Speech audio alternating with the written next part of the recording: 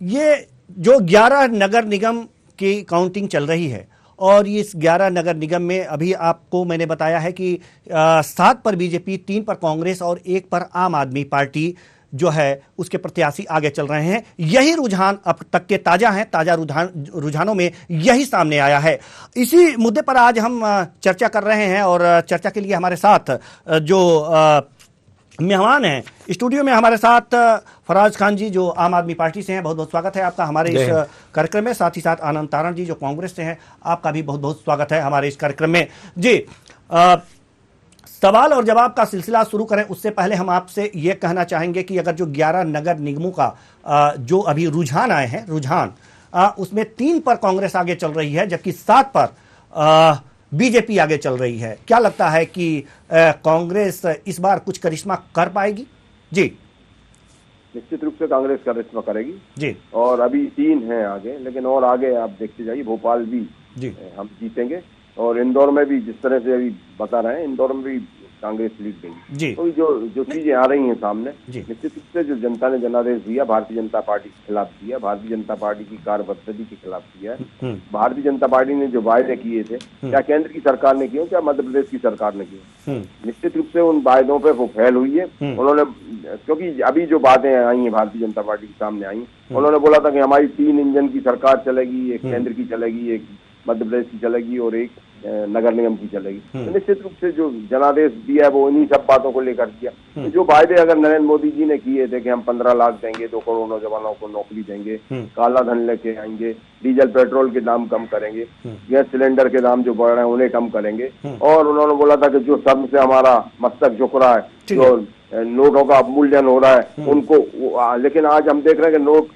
60 की जगह आज 80 रुपये हो गए, तब आज हमारा से मस्तक नहीं है। इन सब चीजों की जो जुमलेबाजी की थी उनके विरोध जनता ने जनादेश दिया। जनता ने इसलिए भी जनादेश दिया है कि जो पिछली बार कांग्रेस को जनादेश दिया था सरकार बनाने का, और कांग्रेस की पीठ में तो छुरा भोंका, इन्होंने जनता को भी, जनता की पीठ में भी छुरा भोंका, निश्चित रूप से जनता को दे लेते हैं। क्योंकि अभी आपने देखा होगा कि पिछली बार 16 के 16 नगर निगम भारतीय जनता पार्टी के खेमे में थे, लेकिन आज जो जनता ने जनादेश दिया, आज जो कांटे की टक्कर चल रही है, निश्चित रूप से नेक टू नेक रिजल्ट आ रहे हैं। तो आने वाले और थोड़ा समय आप व्यतीत होने दीजिए, निश्चित रूप से और क्लियर होगा, तो कांग्रेस के फेवर में और सीटें आएंगी, जनमत आएगा। जनता अब कुछ ही देर में दावे की पूरी तरह से कलई खुल जाएगी कि किसके दावे में कितना दम है। लेकिन हम आपके पास आएंगे, हमारे साथ फराज खान जो आम आदमी पार्टी से प्रत्याशी हैं, माफ कीजिएगा प्रवक्ता हैं, ये हमारे साथ स्टूडियो में बैठे हुए हैं। जी फराज जी, सवाल यहाँ पर यह है कि एक सीट पर आपके प्रत्याशी आगे हैं, आम आदमी पार्टी के प्रत्याशी आगे हैं, सिंगरौली नगर निगम से आम आदमी पार्टी के प्रत्याशी आगे चल रहे हैं, इसे क्या मानते हैं आप?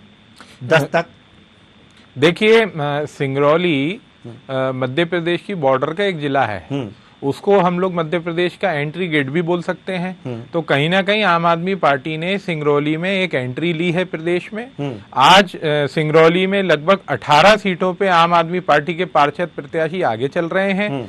महापौर प्रत्याशी श्रीमती रानी अग्रवाल भी भारी बहुमत से भी आगे चल रही हैं, और हमें जैसा रुझान अभी तक आ रहे हैं, हमें निश्चित है कि हम सिंगरौली की तरफ जीत में बढ़ रहे हैं। विगत दिनों अरविंद केजरीवाल जी सिंगरौली आए थे और उन्होंने जनता से, पूरे मध्य प्रदेश की जनता को संबोधित करते कहा था कि एक मौका आप आम आदमी पार्टी को भी देके देखिए, आपने बीजेपी को, कांग्रेस को हमेशा मौका दिया है। तो सिंगरौली की जनता ने कहीं ना कहीं अरविंद जी की इस बात को समझा है और दिल्ली मॉडल पे उन्होंने ठप्पा आम आदमी पार्टी की तरफ लगाया है सिंगरौली की जनता ने। मैं उनका बहुत बहुत आभार व्यक्त करता हूं जनता का। और मध्य प्रदेश में भी कई जिलों में हमारे पार्षद जीते हैं। अभी जैसी खबरें आ रही हैं, मुरैना में हमने एक वार्ड में एक पार्षद को जीता है, पिछोर में हमने एक वार्ड में पार्षद जीता है। इसके अलावा ओरछा में वार्ड क्रमांक 3 से हमारी प्रत्याशी भारी बहुमतों से विजय हुई हैं, और भोपाल में भी हम वार्ड क्रमांक 12 नंबर की सीट पे अभी लीड पे चल रहे हैं। तो हमें उम्मीद है जैसे जैसे अभी अपडेट्स और आते जाएंगे, आम आदमी पार्टी निश्चित ही कई सीटों पे विजय प्राप्त करेगी। जी अनंत तारण जी, हम आपके पास आना चाहेंगे, और जैसा कि अभी हमारे आम आदमी पार्टी के प्रवक्ता फराज खान जी ये बता रहे हैं कि इन्होंने एंट्री कर ली है मध्य प्रदेश में सिंगरौली से। क्या लगता है आपको कि क्या कांग्रेस को नुकसान पहुंचा करके आम आदमी पार्टी इसमें प्रवेश करेगी? जैसे कि नहीं, इससे पहले का हमें बता लेने दीजिए। इससे पहले दिल्ली में कांग्रेस को विधानसभा में हरा करके पूरी तरह से क्लीन स्वीप करके आम आदमी पार्टी आई, उसके बाद पंजाब में दस्तक दी। तो अब क्या नगर निकाय के जो चुनाव हो रहे हैं, निकाय चुनाव जो हो रहे हैं, उसमें जब इसकी एंट्री हो रही है तो क्या कांग्रेस को सीधा नुकसान पहुंचाएगी या बीजेपी को? जी देखिए, अभी तो सिंगरौली में भाजपा काबिज थी, तो कांग्रेस का तो कहीं रोल नहीं है, लेकिन कहीं ना कहीं हम मानते हैं कि आम आदमी पार्टी बीजेपी की कहीं ना कहीं बी टीम है जी। तो निश्चित रूप से बी टीम है, लेकिन नुकसान तो पहुंचाएगा। जो उन्होंने जनता का जनादेश कहीं ना कहीं इनके विरोध में था बीजेपी के, तो उसका आम आदमी पार्टी ने फायदा उठाया। जहां तक मध्य प्रदेश में 2 दलीय व्यवस्था है और मुझे लगता है कि वही आगे तक चलती रहेगी। अब एक अपरिहार्य कारणों से एक और बड़ी खबर हमारे पास आ रही है। ये जो बुरहानपुर के महापौर प्रत्याशी पर जनता का फैसला आ चुका है। आपको बता दें, बीच में रोक करके, बुरहानपुर महापौर प्रत्याशी पर जनता का फैसला आ चुका है। जनता ने जो बीजेपी को जीत का ताज पहनाया है, बीजेपी प्रत्याशी 600 वोटों से जीत दर्ज की है। यह बड़ी खबर हम आपको बता रहे हैं। इस समय जो बीजेपी के पक्ष में एक फैसला आया हुआ है, बुरहानपुर महापौर प्रत्याशी पर जनता का फैसला आ चुका है और जनता ने यह बीजेपी को ताज पहनाया है। बीजेपी प्रत्याशी 600 वोटों से जीत चुकी है बुरहानपुर में। ये बड़ी एक बात है जी। क्या कहेंगे आप इस पर? जी देखिए, जनता का जनादेश तो स्वीकार रहता है, लेकिन ये सब चीजें किस तरह से हो रही हैं, क्या हो रही हैं, कांग्रेस को आज भाजपा के साथ साथ शासन और प्रशासन दोनों से भी टक्कर है। तो ये सब भारतीय जनता पार्टी की टीम के रूप में या उनके कार्य। जी, हम आपको रोकना चाहेंगे। हमारे साथ बीजेपी नेता अनिल मूलचंदानी जी भी जुड़ चुके हैं। बहुत बहुत स्वागत है आपका हमारे इस कार्यक्रम में। जी धन्यवाद। जी अनिल जी, हम आपके पास आएंगे। आनंद तारण जी कुछ कह रहे हैं, अपनी पूरी बात कर लें, उसके बाद हम आपके पास आते हैं। जी आनंद तारण जी। हाँ, तो निश्चित रूप से भारतीय जनता पार्टी का जो चरित्र है, क्योंकि आज जो जिस तरह से भारतीय जनता पार्टी काम कर रही है, वो कहीं ना कहीं दबाव से काम कर रही है, कहीं ना कहीं लोगों के दबाव के साथ काम कर रही है और उन सब चीजों का कहीं ना कहीं ये भी सच परिणाम आ रहा। लेकिन जनता का जो जनादेश है वो सबको स्वीकार करना पड़ेगा, हमें भी स्वीकार करना पड़ेगा और करेंगे। लेकिन अभी रुझान बहुत बाकी है और आने वाले समय में इन सब बिल्कुल आप सही कह रहे हैं कि रुझान अभी बाकी हैं और रुझान लगातार आ रहे हैं। हम चर्चा को आगे बढ़ाएंगे, लेकिन एक ताजा रुझान आ रहा है आपके सामने ताजा रुझान। भोपाल से वार्ड 42 में कांग्रेस 500 वोटों से आगे है, 43 में कांग्रेस 660 वोटों से आगे है, 45 में निर्दलीय मोनू गोयल 600 वोटों से आगे है, 48 में निर्दलीय 160 वोटों से आगे है, 50 में बीजेपी 143 वोटों से आगे है, 35 में बीजेपी 1050 वोटों से आगे है, 23 में कांग्रेस 1000 वोटों से आगे है, 22 में निर्दलीय प्रत्याशी 300 वोटों से आगे चल रहे हैं। ये ताजा आंकड़े हम बता रहे हैं, ताजा अपडेट बता रहे हैं आपको। 19 में कांग्रेस 450 वोटों से आगे है और 1 से 298 से आगे चल रही है कांग्रेस। 2 से कांग्रेस 900 वोटों से आगे है, 3 से बीजेपी 2648 वोटों से आगे है। बड़ी खबर आपको बता रहे हैं, ताजा अपडेट बता रहे हैं। 4 से वार्ड नंबर 4 से कांग्रेस 400 वोटों से आगे है, 5 से 315 से कांग्रेस आगे चल रही है और वार्ड नंबर 6 से 1900 वोटों से बीजेपी आगे है। ये बड़ी अपडेट आपको बता रहे हैं। यह भोपाल से है, भोपाल के वार्डों की यह ताजा स्थिति मैंने आपको बताई है। अब हम चर्चा को आगे बढ़ाते हैं। इसके बाद चर्चा को हम आगे बढ़ाते हैं। जैसा कि एक बार और अनिल मूलचंदानी जी को हम मुबारकबाद देना चाहेंगे, क्योंकि बुरहानपुर महापौर प्रत्याशी पर जनता का फैसला आ चुका है और 600 वोटों से वो जीत दर्ज कर चुकी है। जी बधाई हो आपको अनिल मूलचंदानी जी। लेकिन इसके साथ ही सवाल यह है कि जो 11 नगर निगम है, 11 नगर निगम के जो काउंटिंग चल रहे हैं, उन काउंटिंग में 3 पर कांग्रेस आगे है, 1 पर आम आदमी पार्टी आगे है और 7 पर बीजेपी आगे चल रही है, जिसमें 1 में बुरहानपुर में जीत दर्ज कर चुकी है। जी अब आप क्या कहेंगे? खोने के लिए कांग्रेस के पास कुछ नहीं है, पाने के लिए बहुत कुछ है। खोने के लिए बीजेपी के पास बहुत कुछ है। तो क्या कुछ सीटें खोएगी, कुछ नगर निगम खोएगी? मैं तारण जी के वक्तव्यों से सहमत हूं कि जनता का जनादेश जो भी जिस भी पार्टी के लिए है जी, वो उसे स्वीकार करना चाहिए जी, जनता का आज भी रुझान नरेंद्र मोदी जी, शिवराज जी की नीतियों पर है जी, विकास की नीतियों पर है जी, मानवता की नीतियों पर है जी, और अगर मेरे कुछ कांग्रेस के साथी प्रत्याशी जीत कर आते हैं जी, और अगर वो भी विकास की नीतियों पे आगे बढ़ेंगे तो निश्चित रूप से जनता का आशीर्वाद उन्हें भी प्राप्त होगा। पर जी, जनता राजनीतिक दलों के चश्मे को उतारने का काम करती है। जी, जनता चश्मे से दिखाना चाहती है जी, कि जो विकास करेगा उसी की राजनीति में स्थापना भी बनी रहेगी, वही सत्ता में बने रहेंगे। जी, भारतीय जनता पार्टी जो आज 11 आपको आंकड़े दिख रहे हैं, शाम होते होते 10 तक भारतीय जनता पार्टी जीत का दर परचम लहरा चुकी होगी। जी। इंतजार जबकि किया आम आदमी जाएगा। पार्टी भी दस्तक दे रही है सिंगरौली से। क्या लग रहा है आपको कि उसे पीछे कर पाएगी प्रारंभिक बीजेपी? रुझान है, प्रारंभिक रुझान है। जी। आप पार्टी चुनाव जीत नहीं रही है जी। हाँ, टक्कर में है, अच्छी जी। बात है। ठीक है, प्रदर्शन किया है, प्रदर्शन का स्वागत है, जनता ने उन्हें आशीर्वाद दिया है, परंतु जीत भारतीय जनता पार्टी फराज की जी ही होगी। क्या कहेंगे आप? अनिल मूलचंदानी जी कह रहे हैं कि जीत नहीं रही है। मेरे प्रारंभिक ख्याल से रुझान है। मूलचंदानी जी ने अभी आंकड़े देखे नहीं हैं।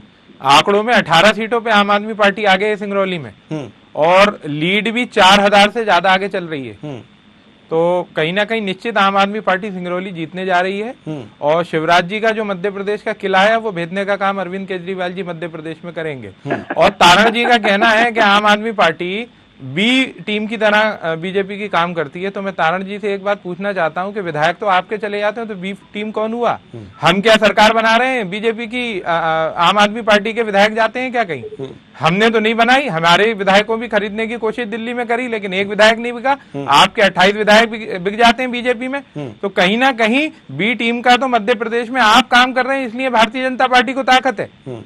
जी, अनंत तारण जी देखिए, मैंने क्या बोला कि मध्य प्रदेश में 2 दलों का काम है जी, या तो भारतीय जनता पार्टी या कांग्रेस। जी, निश्चित रूप से आम आदमी पार्टी के प्रवक्ता बोल रहे हैं, अच्छी बात है, उनका हक है बोलने का, क्योंकि हमारे देश में सबको संवैधानिक अधिकार है अपनी बात रखने का, और उन्होंने रखी, अच्छी बात है। लेकिन जो परिस्थिति बनी है, भारतीय जनता पार्टी जो चारों तरफ परचम था नगर निगमों में, लेकिन उसमें कहीं ना कहीं अब दिक्कत हो गई।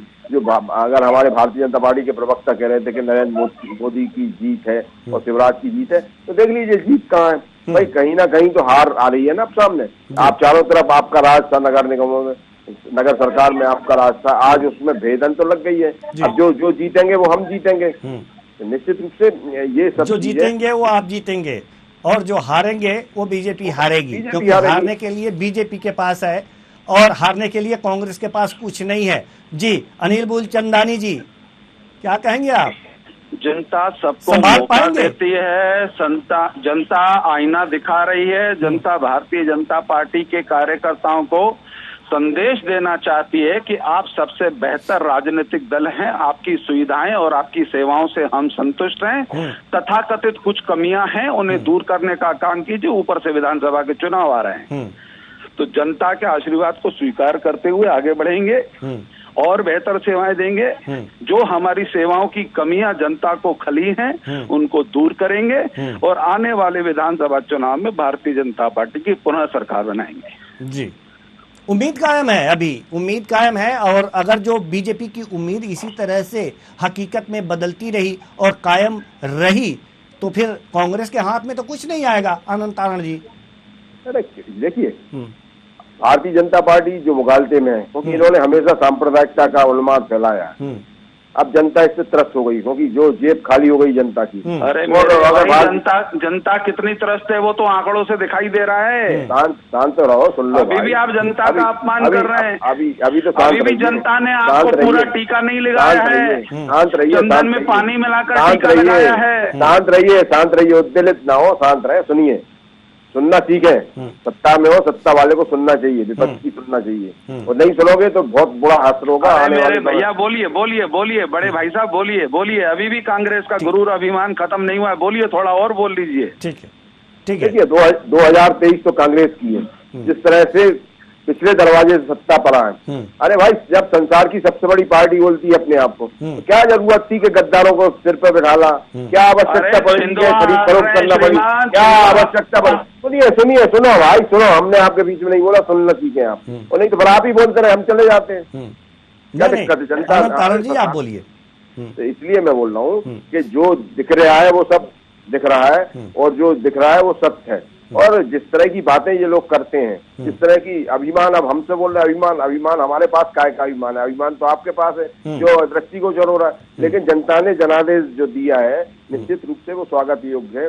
तो जनता ने बता दिया है कि ये सांप्रदायिकता का उन्माद फैलाने से कुछ नहीं होगा, हिंदू मुस्लिम करने से कुछ नहीं होगा। जनता को रोजगार दो, रोजगार कहीं है नहीं है। जनता को आज जनता को सुरक्षा दो, सुरक्षा आपके पास है नहीं है। कहीं किसी भी व्यक्ति की हत्या हो जाती है, झारखंड में कोई भी व्यक्ति का, एक जैन व्यक्ति की हत्या कर दी, बुजुर्ग आदमी की मार के उसको मार डाला, ये भारतीय जनता पार्टी का चरित्र है। तो ये चरित्र कहाँ तक उचित होगा, कहाँ तक ये बताएंगे लोगों को? किस तरह से उद्वेलित होकर काम कर रहे हैं, किस तरह से गरूर में काम करते हैं भारतीय जनता पार्टी के कार्यकर्ता। निश्चित रूप से 2023 कांग्रेस का, निश्चित रूप से 2024 कांग्रेस का है। कांग्रेस के लोग हर तरीके से सजेंगे, जो इनकी भावना है उसको कहीं ना कहीं उसको दूर करने के प्रयास करेंगे। और जो भारतीय जनता पार्टी जो उन्माद की बातें करती, कौन सी राष्ट्रीयता की बात करती है? ठीक है, जवाब दीजिए, आप जवाब दीजिए।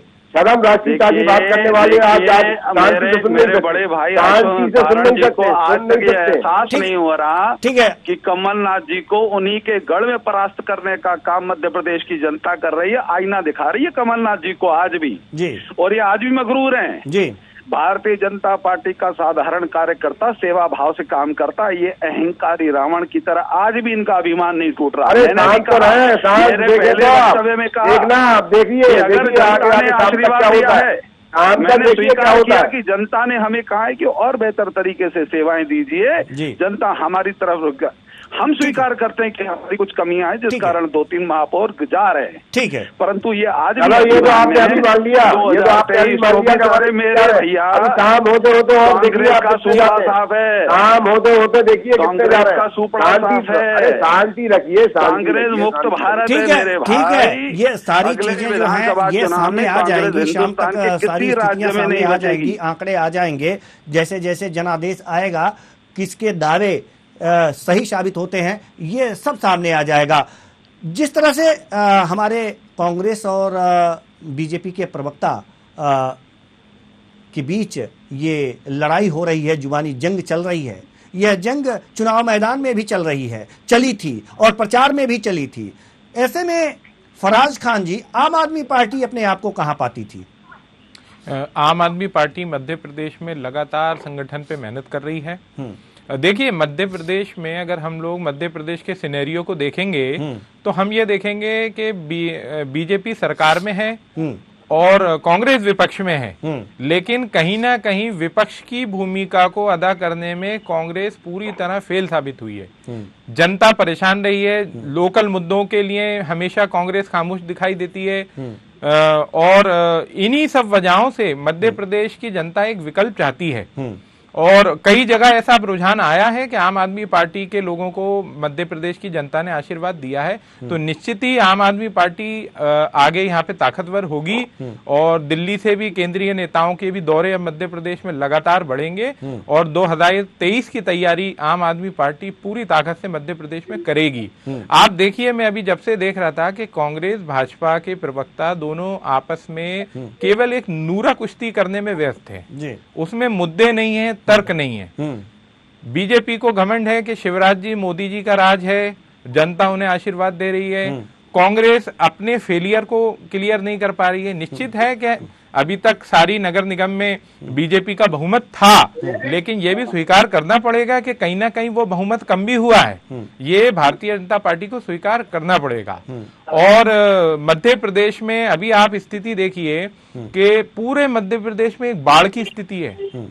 बाढ़, अति वर्षा तो है, लेकिन कहीं ना कहीं नगर निगम के अलग अलग शहरों में जो ड्रेनेज सिस्टम है, 4-4, 500 करोड़ रुपए हर साल इस ड्रेनेज सिस्टम पे खर्च किया गया है, फिर भी बाढ़ जैसी स्थिति शहरों में है। तो कहीं ना कहीं बीजेपी असफल हुई है। दिल्ली में खत्म हो गई क्या? अनिल जी, सर दिल्ली का तो आप बात ही मत करिए सर। अरे नर्क बना हुआ है दिल्ली की तो आप बात मत करिए सर। स्कॉर्पियो भरने लायक विधायक नहीं है दिल्ली में आपके। आपके मुख्यमंत्री जनता के बीच में जाकर अपने आप को जो, अरे सर आप अभी आप दिल्ली की तो बात मत करिए। एक स्कूटर पे भी आपके विधायक बैठ के विधानसभा पहुंच जाते हैं। आपको जो जनता ने 32 से 0 पे ला दिया सर। 3 सीटें 4 सीटें हैं आपके पास दिल्ली में। किस हक से आप दिल्ली की बात कर रहे हैं? अरे बची नहीं दिल्ली। आप बता दीजिए ना कि अगर इतना आपको दिल्ली मॉडल पे है तो मध्य प्रदेश में बिजली मुफ्त क्यों नहीं कर देते, पानी मुफ्त क्यों नहीं कर देते? शिवराज सिंह चौहान जी अपनी पेंशन क्यों नहीं छोड़ देते? 5-5 पेंशन ले रहे हैं। अरे छोड़ दीजिए जनता के हित में। अगर दिल्ली की इतनी चिंता है आपको तो जनता बचाएगी दिल्ली में, जनता बता रही है। अरे गुलचंदानी जी मध्य प्रदेश बचाइए। सिंगरौली से अरविंद जी की शुरुआत हो गई है, पूरे मध्य प्रदेश में फैलेगी अब ये हवा। अभी तो आप इस पे चिंतन करिए। शुभकामनाएं हैं। केवल सिंगरौली की जनता को बख्श दीजिएगा, उनके साथ धोखा मत कीजिएगा जो दिल्ली और पंजाब में आपने। सिंगरौली की तो अब आप चिंता छोड़ दीजिए, दिल्ली मॉडल काम करेगा। हाँ, दिल्ली मॉडल काम करेगा, निःशुल्क स्वास्थ्य मिलेगा, अच्छी सड़कें मिलेंगी। जो जनता बोलेगी सिंगरौली में वो होगा। आप तो मध्य प्रदेश की चिंता करिए। आप चिंता मत कीजिए, आपके महापौर से कान पकड़ के काम करवाएंगे सिंगरौली में। हम उनको काम करना सिखाएंगे कि भाजपा की विकास की नीति क्या होती है, किस आधार पर काम होता है आपका। सिंगरौली महापौर से हम काम करवाएंगे। आप देखिएगा, निश्चित देखिएगा, कान पकड़ने की जरूरत नहीं आएगी, जनता आपके कान पकड़ेगी सर। पंजाब में जो किए वो अपराध आपको नहीं करने देंगे हम सिंगरौली में। सर पंजाब की जनता को मुफ्त बिजली मिल गई है, आप क्यों नहीं दे देते 300 यूनिट? किसको दे रही बिजली मालूम क्यों नहीं देते आप? अरे प्रधानमंत्री जी कहते हैं कि रेवड़ियां बट रही हैं, तो रेवड़ियां क्या सिर्फ नेताओं के खाने के लिए है सर? आपके मंत्रियों को फ्री बिजली मिलेगी, जनता का कोई अधिकार नहीं है। आम आदमी पार्टी मध्य प्रदेश की जनता को निःशुल्क बिजली देने वाली है, निःशुल्क पानी देने वाली है। रेवड़ियां तो अब हम आपसे लेंगे सर। खबर भी आ रही है, हम इस चर्चा को आगे बढ़ाएंगे, लेकिन एक बड़ी खबर आ रही है जो जरूरी है। ग्वालियर से बड़ी खबर आ रही है। कांग्रेस महापौर प्रत्याशी शोभा शिकरवार आगे चल रही है, बीजेपी की सुमन शर्मा से आगे चल रही हैं। जी, बड़ी खबर आपको बता रहे हैं। कांग्रेस महापौर प्रत्याशी शोभा शिकरवार आगे चल रही है, बीजेपी की सुमन शर्मा से आगे चल रही है। 5248 मतों से आगे चल रही है शोभा शिकरवार। बड़ी खबर आपको बता रहे हैं, कांग्रेस का कुल वोट जो है वो 44,506 है। वहीं भाजपा अब तक जो कुल वोट है 39,258। आम आदमी पार्टी तीसरे नंबर पर है यहाँ पर। और आपको बता दें कि आम आदमी पार्टी को 9,248 वोट अभी तक इन रुझानों में मिले हुए हैं। तो ये बड़ी खबर आपको ग्वालियर से हम बता रहे हैं। ग्वालियर से कांग्रेस आगे चल रही है। कांग्रेस आगे चलने का मतलब यह है कि ज्योतिरादित्य सिंधिया जो वहां पर डेरा जमाए हुए थे उनका प्रभाव नहीं चल पाया है। इस खबर पर ज्यादा जानकारी के साथ हमारे संवाददाता योगेश विसारिया हमारे साथ जुड़ चुके हैं। जी योगेश, क्या कहेंगे, यहाँ पर कांग्रेस अपना चमत्कार करने जा रही है ग्वालियर में। क्या ज्योतिरादित्य सिंधिया का जलवा चल नहीं पाया है क्या यहाँ पर? देखिए कि मैं आपको बता दूं कि जैसे कि चुनाव हुए थे उस समय लगातार इस समय नगर निगम के चुनाव में कभी भी जिले के मंत्री, प्रदेश मुख्यमंत्री जी कभी भी राउंड पे नहीं आए थे और न वो भी किया था, काफी रोड शो किए थे। सिंधिया जी ने किए, दो केंद्रीय मंत्री ने सबने रोड शो किया था। उसके बाद भी यहाँ पर इन लोगों का जादू नहीं चल पाया है और जनता बदलाव चाहती थी, तो जनता शायद ऐसा बदलाव की तरफ देख रहा है। कांग्रेस की प्रत्याशी चौथे राउंड की स्थिति है कि करीब 6,500 वोटों से इस समय शोभा शिकरवार आगे चल रही है। जी, चौथे राउंड की समाप्ति के बाद शोभा शिकरवार आगे चल रही है, यानी कि ज्योतिरादित्य सिंधिया का जलवा वहां पर नहीं दिखा है। आखिर कारण क्या रहा है? क्यों रुष्ट थे मतदाता? ये जो मतदान हुआ है और जो परिणाम निकल करके, रुझान निकल करके सामने आ रहे हैं, उससे नाराजगी जाहिर होती है। कारण क्या रहा होगा? जी योगेश। सबसे बड़ा कारण अगर मैं आपको बताऊं, कारण तो कई मुद्दे हैं। एक तो सबसे बड़ा महंगाई को लेकर कारण, क्योंकि जनता महंगाई से त्रस्त। दूसरी बात, बीजेपी जो 57 साल से जो इस समय शासन कर रही थी ग्वालियर में, और कुछ हमने प्रत्याशियों के अपने चैनल के माध्यम से हमें दिखाया था कि कुछ प्रत्याशी तो यही कह रहे थे बीजेपी के कि बीजेपी ने विकास नहीं किया है, लेकिन कहीं ना कहीं ये मैसेज गलत पहुंचा था। और जिस दिन चुनाव था उस दिन भी 50 रुपए सिलेंडर बढ़ाया था, तो ये मैसेज बोर्डिंग चल रही थी और 50 रुपए सिलेंडर बढ़ना, तो कहीं ना कहीं जनता, आम जनता इस समय नाराज थी कि बीजेपी को इस बार बदलाव हम देखना चाह रहे हैं। और शोभा शकरवार के रूप में इसमें कांग्रेस की प्रत्याशी अभी तक के उसमें सबसे आगे चल रही है। और जितने वार्डों की यदि बात की जाए तो काफी वार्डों में कांग्रेस प्रत्याशी आगे चल रहे हैं, क्योंकि पहले कांग्रेस की मात्र 11 सीटें आई थी, लेकिन इस बार कांग्रेस की सीटें जो करीब अच्छी आती दिखाई दे रही है। अभी कहना उचित नहीं है कि किसके खाते में सीटें जाएंगी, लेकिन जो रुझान आते जा रहे हैं उससे ऐसा लग रहा है कि कांग्रेस का कहीं ना कहीं जनता चाह रही है बदलाव करना। जी, बहुत बहुत धन्यवाद योगेश विसारिया। इस तमाम जानकारी के लिए आप नजर बनाए रखिए कि अब अगले राउंड में कौन आगे होता है, कौन पीछे होता है। ये तमाम जानकारी हम देंगे आपको ग्वालियर से क्या हो रहा है, क्योंकि वह ज्योतिरादित्य सिंधिया का गढ़ माना जाता है, लेकिन वहां पर कांग्रेस प्रत्याशी आगे चल रहा है। अब हम अगले डिबेट की ओर रुख करते हैं। हमारे मेहमान हैं, मेहमानों से सवाल और जवाब का सिलसिला शुरू होगा। जी, हमारे साथ अनिल मूलचंदानी जी भी हमारे साथ मौजूद हैं, बीजेपी से हैं। क्या कहेंगे आप? वहां पर ग्वालियर में स्थिति बीजेपी की पतली होती दिख रही है, वहां पर ज्योतिरादित्य सिंधिया का जलवा नहीं दिखा है, ऐसा लग रहा है। 4 राउंड में आगे चल रही हैं शोभा शिकरवार जी। देखिए क्या है कि ज्योतिरादित्य के वर्चस्व से कांग्रेस और अन्य विपक्षी दल घबरा गए थे और उन्होंने ए टीम और बी टीम बनकर वहां चुनाव लड़ा है। आप पार्टी और कांग्रेस प्रारंभ से, जब स्वर्गीय श्रीमती शीला दीक्षित जी जीवित थी, तभी से इन लोगों की आपस में ए और बी टीम बनकर लड़ने की आदत सी है। और इन लोगों ने ज्योतिरादित्य के वर्चस्व को रोकने का प्रयास किया है, उसमें सफल नहीं हो पाएंगे।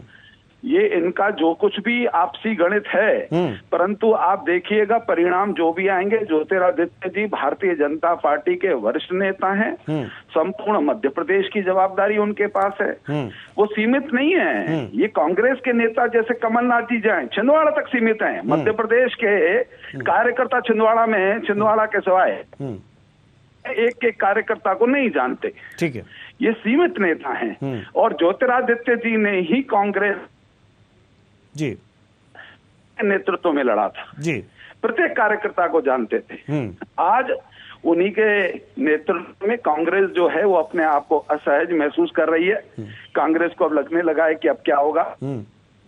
इसलिए अच्छा, आपके कहने का मतलब यह है कि ग्वालियर में कांग्रेस ए और आम आदमी पार्टी बी टीम बनकर के चुनाव लड़ी है। केवल ग्वालियर नहीं, हर जगह कांग्रेस और आप पार्टी। लेकिन नुकसान होता दिख रहा है ग्वालियर में सर आपको? कोई नुकसान नहीं है, जनता भली भांति समझती है। आने वाले विधानसभा में भी हम आपको दिखाएंगे इनके महापौर और पार्षद जो आएंगे वो क्या करते हैं जी। इनकी कथनी करनी जो है जी, वो जनता देखेगी और उसके बाद जनता विधानसभा चुनाव में इनको बताएगी कि इनके पार्षदों में ये लूट खसोट के व्यापारी हैं जी। ये जैसे ही गद्दियों पे आएंगे जी, भ्रष्टाचार चालू करेंगे, क्योंकि सालों के भूखे हैं। 17 महीने में क्या किया था कमलनाथ जी ने? जैसे ही इनकी सरकार आई थी, हर कांग्रेस का नेता चौराहे चौराहे पे दलाल बनकर। ठीक है सर, हमारे पास समय की कमी है जी, हमारे पास समय की कमी है। आनंद तारण जी कुछ कहना चाहते हैं, जल्दी से कह लीजिए जी। अनंत तारण जी। भारतीय जनता पार्टी के जो प्रवक्ता हैं जी या नेता हैं, बिल्कुल जी, ये ऐसा लग रहा है कि बौखला गए हैं, कुछ तो भी बोल रहे हैं जी। यही समझ में नहीं आ रहा कि हम क्या बोल रहे हैं। भाई ग्वालियर में आपके महापौर के विरोध में या आपके जो भी नगर निगम में पदाधिकारी थे उनके विरोध का जनादेश है। अब जनादेश में उसमें आज जो जनादेश मांग रहे थे उसमें पूरे केंद्रीय दल और पूरा मध्य प्रदेश के नेता उसमें जुड़ गए थे। इसके बाद भी आपको वहाँ मात खाना पड़ रही है, तो आपको अपनी हार स्वीकार करनी चाहिए कि हाँ हमारे कहीं ना कहीं महापौर के जो प्रत्याशी थे या जो महापौर थे या जो पार्षद थे उन्होंने कहीं ना कहीं खामियां थी या काम नहीं किया। और एक बात और बताओ, इनके जो इनके मंत्री थे, जो ग्वालियर के मंत्री हैं मध्य प्रदेश शासन के, सुन लीजिए पूरी बात।